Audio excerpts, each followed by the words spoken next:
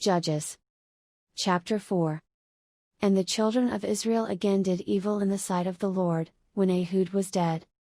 And the Lord sold them into the hand of Jabin king of Canaan, that reigned in Hazor, the captain of whose host was Sisera, which dwelt in Harosheth of the Gentiles.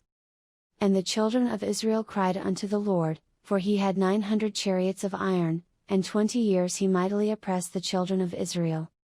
And Deborah, a prophetess, the wife of Lapidoth, she judged Israel at that time.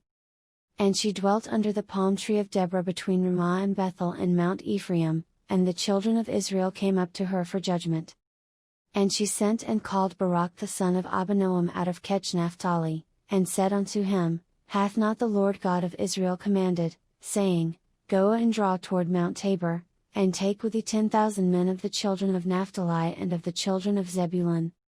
And I will draw unto thee to the river Kishon Sisera, the captain of Jabin's army, with his chariots and his multitude, and I will deliver him into thine hand.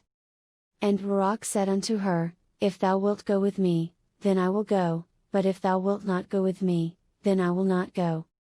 And she said, I will surely go with thee, notwithstanding the journey that thou takest shall not be for thine honor, for the Lord shall sell Sisera into the hand of a woman. And Deborah arose, and went with Barak to Kadesh. And Barak called Zebulun and Naphtali to Kadesh, and he went up with 10,000 men at his feet, and Deborah went up with him. Now Heber the Kenite, which was of the children of Hobab the father-in-law of Moses, had severed himself from the Kenites, and pitched his tent unto the plain of Zaanaim, which is by Kadesh.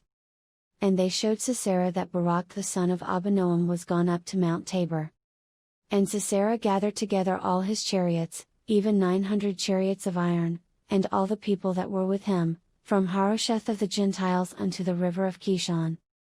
And Deborah said unto Barak, Up, for this is the day in which the Lord hath delivered Sisera into thine hand, is not the Lord gone out before thee? So Barak went down from Mount Tabor, and 10,000 men after him.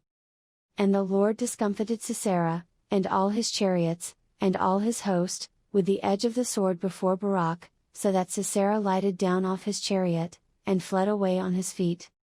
But Barak pursued after the chariots, and after the host, unto Harosheth of the Gentiles, and all the host of Sisera fell upon the edge of the sword, and there was not a man left. Howbeit Sisera fled away on his feet to the tent of Jael the wife of Heber the Kenite, for there was peace between Jabin the king of Hazor and the house of Heber the Kenite. And Jael went out to meet Sisera, and said unto him, Turn in, my lord, turn in to me, fear not. And when he had turned in unto her into the tent, she covered him with a mantle. And he said unto her, Give me, I pray thee, a little water to drink, for I am thirsty. And she opened a bottle of milk, and gave him drink, and covered him. Again he said unto her, Stand in the door of the tent, and it shall be, when any man doth come and inquire of thee, and say, Is there any man here?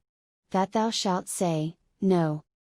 Then Jael Heber's wife took a nail of the tent, and took an hammer in her hand, and went softly unto him, and smote the nail into his temples, and fastened it into the ground, for he was fast asleep and weary. So he died.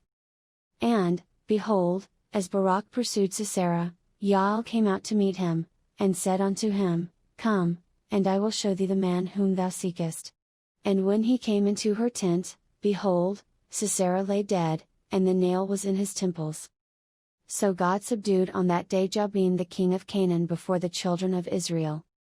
And the hand of the children of Israel prospered, and prevailed against Jabin the king of Canaan, until they had destroyed Jabin king of Canaan.